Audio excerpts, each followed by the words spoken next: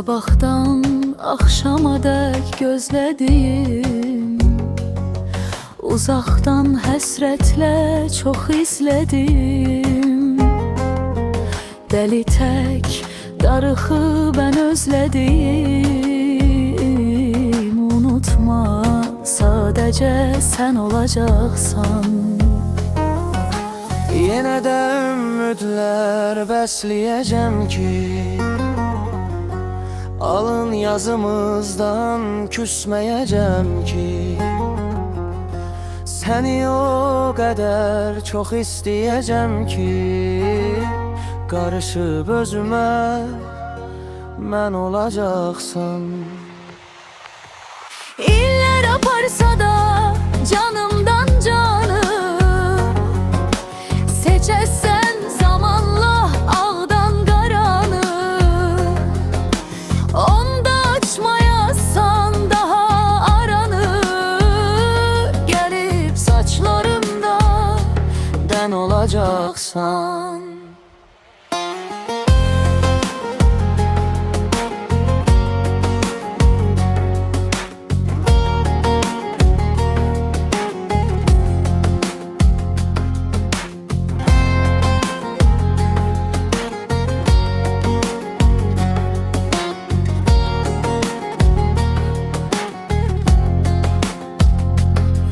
Sabahtan akşama dek gözlediğim, uzaktan həsrətlə çox izlədim.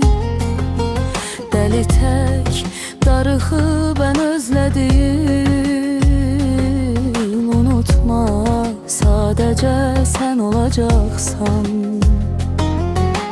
Yenə də ümidlər bəsləyəcəm ki, alın yazımızdan küsməyəcəm ki, səni o qədər çox istəyəcəm ki, qarışıb özümə mən olacaqsan.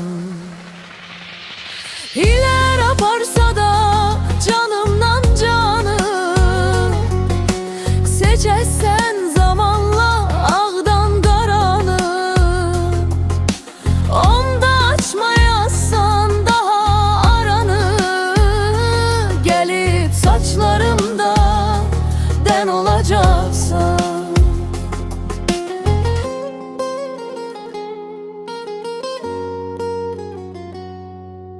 Gelip saçlarımda dən olacaqsan.